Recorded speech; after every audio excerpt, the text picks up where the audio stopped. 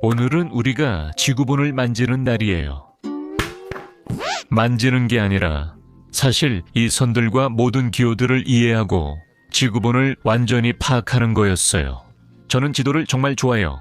최근 마누알 두문두, 아틀라스를 출간했고 지구본 제작 과정을 담은 보라베르도 촬영했어요. 저는 우리가 실제로 지구본이 어떻게 작동하는지 설명하는 영상을 한 번도 찍은 적이 없다는 걸 깨달았어요. 그래서 이 영상이 바로 그걸 위한 거예요. 이 영상을 다 보고 나면 여러분도 지구본을 보면서 와 라고 말하게 될 거예요. 마누알 두문두 영상을 봐서 정말 보람있었고 많은 걸 배웠어요. 그리고 만약 여러분이 이 영상을 지리 수업 시간에 봤다면 아래에 댓글로 남겨주세요. 그럼 저는 정말 기쁠 거예요. 우리가 먼저 알 수 있는 건 지구본처럼 지구도 둥글다는 점이에요. 완전히 평평하진 않고 약간 납작한데 그건 숫자로 설명할게요. 지구가 납작한 이유는 회전하기 때문이에요. 그래서 만약에 여러분이 말랑한 물체를 돌리면 그 물체는 늘어나면서 납작해지는 경향이 있어요. 하지만 실제로 지구의 지름, 즉 북쪽에서 남쪽까지와 동쪽에서 서쪽까지의 지름을 재보면 여기서는 12,714km이고 여기서는 12,756km예요. 그 차이는 42km, 즉 0.3%에 불과하죠. 그러니까 지구의 납작함은 정말 미미할 정도로 작아요. 이 지구본들이 지름이 30cm라고 생각해보세요. 지구처럼 납작하게 만들려면 1mm만 눌러야 해요. 이건 우리 눈으로는 절대 알아챌 수 없는 거예요. 그러니까 우주에서 인간의 눈으로 보면 우리 행성은 완벽하게 구형이에요. 이 차이는 측정하지 않는 한 알아차릴 수 없어요. 두 번째로 우리가 바로 눈치챌 수 있는 건 지구가 약간 기울어져 있다는 거죠. 지구는 이렇게 마치 물을 마시려는 것처럼 기울어져 있죠. 이렇게 옆으로요. 이건 모든 지구본에서 반복되는 오류예요. 지구가 자연스러운 위치라서가 아니라 태양 주위를 돌 때 기울어진 채로 돌기 때문입니다. 그래서 사계절이 생깁니다. 이 손전등이 태양입니다. 그래서 빛이 남방우에는 많이, 북방우에는 적게 비추는 걸 볼 수 있어요. 이 순간에는 남방우가 여름이고 북방우는 겨울이 되는 거죠. 브라질은 여름이겠네요. 그리고 지구가 태양 주위를 돕니다. 그리고 6개월 후에는 이 기울어진 축 때문에 이제 반대 상황이 됩니다. 북방우가 남방우보다 훨씬 더 밝게 비춰지고 있다는 걸 알 수 있죠. 그래서 이때는 북방우가 여름이고 브라질은 겨울입니다. 결국 지구는 태양 주위를 도는 팽이와 같습니다. 마치 꼬챙이가 지구를 관통하고 있고 그 위에서 지구가 돌고 있는 것과 같죠. 그리고 이 꼬챙이가 지구에 꽂히는 지점을 우리가 극이라고 부릅니다. 위쪽은 북극, 아래쪽은 남극이죠. 그런데 누가 북쪽과 남쪽을 정한 걸까요? 이 이름들은 오래전 유럽에서 만들어졌고 태양의 위치와 관련이 있습니다. 남쪽이라는 단어는 실제로 태양에서 온 말입니다. 만약 여러분이 여기 유럽 북쪽에 있다면 낮 동안 태양이 움직이는 경로가 더 남쪽에 있다는 걸 알 수 있습니다. 그리고 북쪽이라는 단어는 왼쪽에서 유래했는데 태양이 뜨는 것을 바라보고 있으면 북쪽이 왼쪽에 있기 때문입니다. 이런 이름 번역을 보면 유럽 사람들은 태양 위치로 방향을 찾았습니다. 태양은 남쪽에 있고 북쪽은 왼쪽입니다. 그런데 왜 지구본은 북쪽이 위, 남쪽이 아래일까요? 이건 단순한 관습일 뿐 반드시 따라야 하는 건 아닙니다. 지구본을 거꾸로 써도 괜찮아요. 북쪽과 남쪽에 관해서 또 흥미로운 점은 나침반이 항상 북극을 가리킨다는 거죠. 맞죠? 꼭 그렇지는 않습니다. 우리 행성 내부에는 금속이 많이 있어서 결국 지구가 거대한 자석처럼 행동하게 됩니다. 그리고 이 자석의 양끝, 즉 극은 대략 북극과 남극에 위치해 있습니다. 대략이라고 한 이유는 이 지점이 계속 변하기 때문입니다. 그래서 여기 지구의 자전축에 위치한 이 극들을 우리는 지리적 극이라고 부릅니다. 마치 팽이의 끝부분이 도는 것과 같습니다. 자석의 극은 자기 극이라고 부릅니다. 자기 극은 정확히 같은 위치에 있지 않고 시간이 지날수록 위치가 계속 변하기 때문입니다. 그래서 오늘날 북쪽 자기 극은 대략 여기 그린란드 반대편에 있습니다. 그리고 남쪽 자기 극은 심지어 남극 대륙 밖에 위치해 있습니다. 그 자기 극은 여기 태즈메이니아 남쪽에 있습니다. 우리 즉 브라질에 있는 사람들에게는 그다지 큰 문제가 되지 않습니다. 나침반의 북쪽은 거의 지리적 북쪽을 가리키게 됩니다. 하지만 북극에 가까워질수록 자기 북극과 지리적 북극이 서로 다른 위치에 있기 때문에 나침반이 잘못된 방향을 가리키게 됩니다. 지리적 북쪽으로 가는 것 같지만 실제로는 자기 북쪽으로 가고 있습니다. 이제 지구에서 가장 중요한 선인 적도에 대해 이야기해 봅시다. 적도는 북극과 남극의 중간 지점에 정확히 위치해 있어서 지구를 반으로 나누게 됩니다. 우리는 위쪽을 북방구, 아래쪽을 남방구라고 합니다. 그리고 방구라는 이름은 바로 반구, 즉 지구본의 절반이라는 뜻입니다. 많은 사람들이 저에게 무엇이 먼저 생겼는지 묻습니다. 적도선이 먼저인지 아니면 에콰도르라는 나라가 먼저인지 말이죠. 적도선이 나라보다 더 오래되었습니다. 에콰도르라는 나라는 적도선 아래에 있기 때문에 그런 이름이 붙여진 것입니다. 그리고 적도선이라는 이름은 일종의 평형선, 즉 세상을 균등하게 나누는 선이라는 의미에서 붙여진 것입니다. 우리는 적도와 관련된 여러 선들을 볼 수 있습니다. 적도 위와 아래, 이렇게 수평으로 그어진 선들입니다. 이런 선들을 우리는 위도선이라고 부릅니다. 또 중요한 위도선 두 개가 있습니다. 바로 북회귀선과 남회귀선입니다. 이 위도선들은 위와 아래에 점선으로 표시되어 있습니다. 참고로 상파울루는 남회귀선 아래에 있습니다. 그리고 이 선들은 태양이 지구 위에서 90도로 비추는 마지막 지점을 표시합니다. 태양이 90도 각도로 비추는 거죠. 여기 태양이 있고 저는 지구를 두 곳에 그렸습니다. 여기 브라질이 여름일 때입니다. 그리고 여기 미국이 여름일 때, 즉 북반구에서 여름일 때입니다. 브라질이 여름일 때 태양빛은 바로 이 지구의 지역에 정확히 90도로 도달하게 됩니다. 그리고 이 지역이 바로 우리가 말하는 곳입니다. 염소자리 카프리콘 회기선입니다. 여기서 아래쪽은 더 추운 지역이 되며 태양이 결코 90도로 비추지 않는 곳입니다. 정오의 하늘을 봐도 태양이 머리 위에 있는 걸 볼 수 없습니다. 똑같은 일이 6개월 후 북방구, 미국의 한여름에도 일어납니다. 그때 태양은 한 지점에서 90도로 비추게 됩니다. 그리고 그 지점이 바로 북회귀선입니다. 즉, 그 지점들이 모여서 선을 이루는데 그것이 바로 북회귀선입니다. 지구의 선들을 생각해보면 가운데에 적도가 있고 남쪽에는 남회귀선, 위쪽에는 북회귀선이 있습니다. 그리고 이 지역, 즉 두 회귀선 사이의 지역을 우리는 열대 또는 적도 사이 지역이라고 부릅니다. 왜냐하면 두 회귀선 사이에 있기 때문입니다. 이 지역은 더운 지역입니다. 바로 제가 말한 이유 때문이죠. 이 지역에는 태양이 더 많이 내리쬐기 때문입니다. 참고로 제가 미국을 예로 든 것은 우리가 잘 알고 있는 나라이고 북방구에 있기 때문입니다. 하지만 북회귀선은 미국까지 닿지 않습니다. 북회귀선은 플로리다 아래에 있습니다.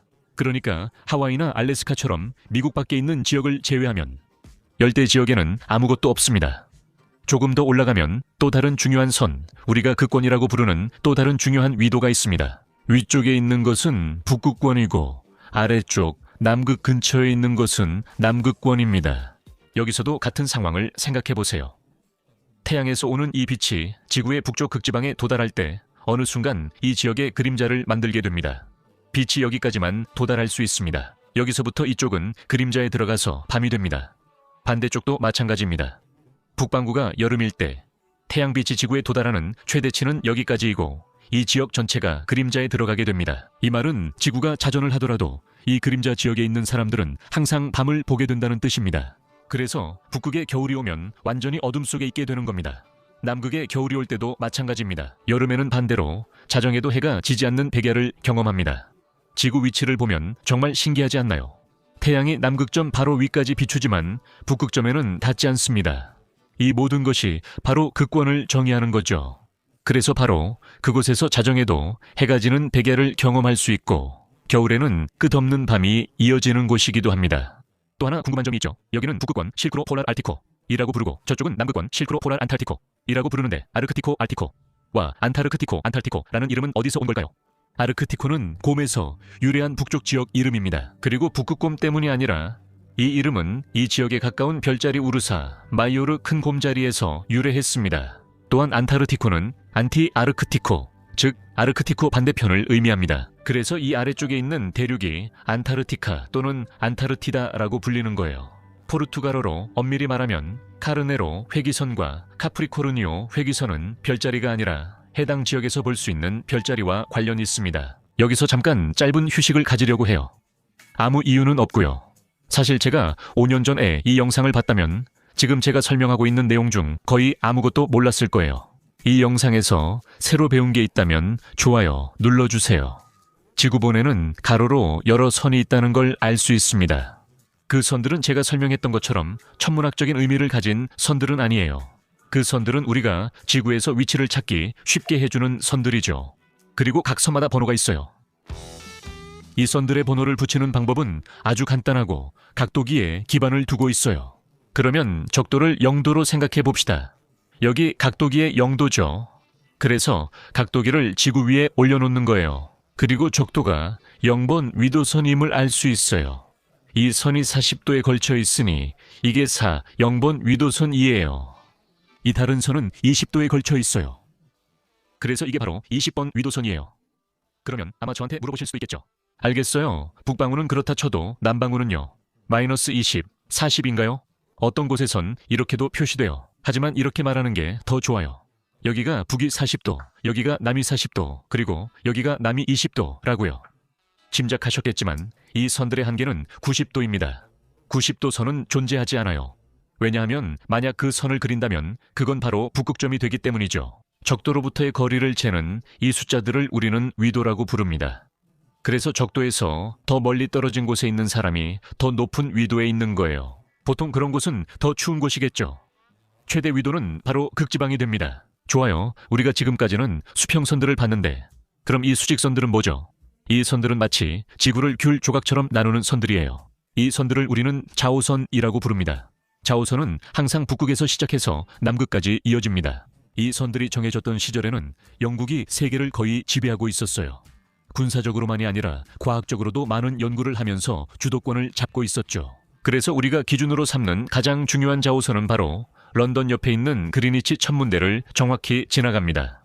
그리니치 천문대가 바로 그곳이죠. 그래서 그 좌우선의 이름이 그리니치 좌우선입니다. 대부분의 세계 지도, 예를 들어 이 지도처럼 그리니치 좌우선이 지도 한가운데에 있는 걸 볼 수 있습니다.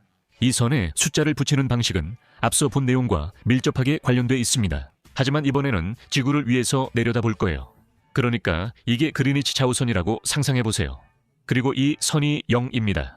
이와 반대되는 선이 있다면 우리는 그것을 반좌우선이라고 부릅니다. 바로 이 선이죠. 이 선이 180이 될 거예요. 양쪽 모두에서 선들은 우리가 여기서 가지고 있는 숫자들을 따라가게 됩니다.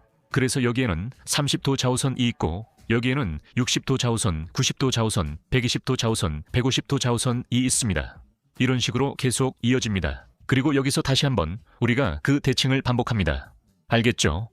여기서 210도 등으로 계속 이어가는 대신 같은 방식으로 이쪽에도 30도를 넣습니다. 이 그림을 보면 우리 지구가 두 개의 똑같은 부분으로 나뉘어 있다는 걸 알 수 있습니다. 이제 지구본을 보면 이 구분선이 여기로 지나갑니다. 그리니치 좌우선의 오른쪽에 있는 것을 우리는 서양이라고 부릅니다. 그리고 왼쪽에 있는 것을 동양이라고 부릅니다. 동쪽과 서쪽이라고도 말할 수 있습니다. 여기 리우데자네이루 바로 위를 지나는 이 좌우선은 여기가 45도입니다. 앞에 5가 붙어 있는데 45도 서경입니다. 반대편에도 45도가 있는데 이라크와 사우디아라비아 위를 지나는 45도 동경입니다. 여기서 숫자는 알겠지만 좌우선은 어디에 쓰이나요? 라고 물을 수 있죠. 첫째, 좌우선은 시간을 정하고 표준시를 나눕니다. 지구가 한 바퀴 도는데 24시간 걸리는 건 아시죠? 그러니까 이걸 24개의 똑같은 부분으로 나누면 알 수 있을 거예요. 즉 15도마다 다른 표준시가 생기는 거죠. 하나의 표준시요. 지구본에서 한번 볼까요? 제가 중요한 점을 깜빡했는데 지구가 이 방향으로 돈다는 거예요. 아시겠죠? 그래서 태양은 먼저 유럽 위를 지나고 그 다음 브라질 위를 지나고 그 다음 미국 위를 지나고 그 다음 태평양을 지나가고 이런 식으로 계속됩니다. 그러면 이제 그리니치 좌우선 위가 지금 전고라고 상상해 봅시다. 그리고 지구가 돌고 있어요. 1시간 후에는 서경 15도 좌우선 위가 전고가 될 거예요.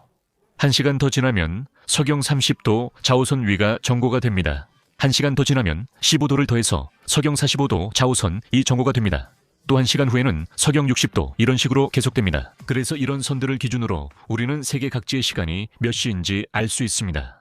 물론 나라들 간의 경계 때문에 표준시 구분선이 이 선들 위를 정확히 지나가지는 않습니다. 경계선은 안쪽이나 바깥쪽을 포함하도록 조정되어 있습니다. 예를 들어 브라질 표준시 구분선은 주 경계와 맞추기 위해 약간 비껴 그어집니다. 하지만 이 선들은 또 다른 아주 중요한 역할이 있습니다.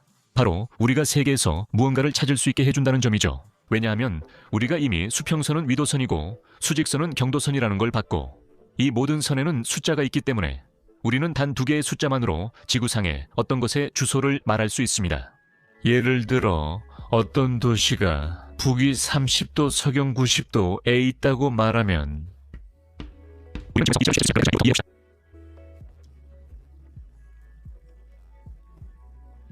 이 숫자를 우리는 위도라고 부르는데 적도로부터의 거리를 의미합니다. 그리고 이 숫자는 아직 말하지 않았지만 그 이름은 경도라고 하며 그리니치 자오선으로부터의 거리를 의미합니다. 30도 북위는 위쪽에 있다는 걸 알고 있어요. 그러니까 이 선에서 30도 위쪽에 있는 거죠. 90도 서경은 그리니치 자오선의 왼쪽에 있다는 뜻이에요. 그러니까 90도 서경입니다. 정확히 뉴올리언스 또는 뉴올리언스라고 하는 미국의 도시입니다. 이렇게 위도와 경도를 기반으로 위치를 찾는 시스템을 우리는 지리좌표라고 부릅니다. 그리고 당연히 제가 숫자가 딱 떨어지는 도시를 고른 거예요. 알겠죠? 제가 상파울루의 지리좌표를 알려드릴게요. 이렇게 하면 여러분이 소수점이 들어간 숫자가 얼마나 더 복잡한지 알 수 있을 거예요. 상파울루시의 마르쿠제로, 즉 도심은 남위 23도 32분 51초, 서경 46도 38분 10초에 위치해 있습니다. 이 분과 초라는 것은 우리가 이 도 단위를 더 세분화해서 소수점 이하의 도수를 나타내기 위해 사용하는 방식입니다. 지금까지 제가 설명한 모든 내용이 실제로 지구가 어떤 모습인지 3D로 표현한 이런 물체를 손에 들고 있으면 훨씬 더 이해하기 쉽다는 걸 느끼셨나요? 여기 평면 지도를 가지고 있을 때보다요. 예를 들어 이 자우선들은 위쪽에서 만나지 않아요. 왜냐하면 만날 수가 없기 때문이죠. 이 지도는 구에서 일어나는 일을 평면으로 표현한 그림일 뿐이에요. 이로 인해 우리가 극지방에 가까운 부분을 늘리게 되는 결과가 생깁니다. 예를 들어 이 지도에서 그린란드의 크기를 한번 보세요. 브라질과 비교해보면 그린란드가 브라질보다 더 커 보이죠. 하지만 실제 지구본을 보면 그린란드의 크기가 브라질에 비해 이렇게 작아요. 브라질이 그린란드보다 훨씬 큽니다. 지구본에서 마지막으로 보여주고 싶은 것은 바다 위에 지도의 전체에 나타나는 이 색색의 작은 화살표들입니다. 때로는 분홍색이고 때로는 파란색이죠. 여러분의 집이나 학교 지구본에도 이런 작은 화살표가 있을 가능성이 큽니다. 해류는 바닷속을 흐르는 강과 같습니다. 스티로폼 공을 바다에 띄우면 그 공은 이 화살표들이 가리키는 방향으로 저절로 움직이기 시작할 거예요. 예를 들어 아미르 클링크가 노를 젓는 배로 대서양을 건넜던 여행을 생각해보면 그는 나미비아에서 출발해서 바이아까지 도착했어요. 그는 여기서 북쪽으로 조금 올라갔어요. 왜일까요? 아프리카에서 출발해서 브라질까지 이어지는 이 해류를 이용했기 때문이에요. 이런 바다의 움직임도 기후에 큰 영향을 미쳐요. 잘 보면 리스본과 뉴욕은 거의 같은 위도에 있어요.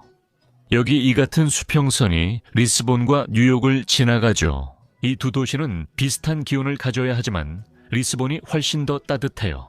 크리스마스 때 리스본에 눈이 많이 내리는 모습을 볼 수 없을 거예요. 이런 일이 일어나는 이유는 여기 지도에서 볼 수 있듯이 포르투갈 해안에 따뜻한 해류가 흐르고 있기 때문이에요. 반면에 여기 미국에서는 뉴욕이 차가운 해류의 영향을 받고 있어요. 그래서 뉴욕이 리스본보다 훨씬 더 추운 경향이 있는 거죠. 이제 지구에 대해 충분히 이야기한 것 같네요. 다음에 지구본을 볼 때는 이 영상에서 배운 몇 가지를 기억하셨으면 좋겠어요. 마치겠습니다. 제가 최근에 IBGE에서 새로 발표한 지도에 대해 이야기하는 영상을 추천해 드릴게요. 그 지도에서는 브라질이 정확히 중앙에 위치해 있는데 그게 과연 말이 될까요? 브라질이 지도 중앙에 있는 게 중요한가요? 그게 우리 삶에 영향이 있나요?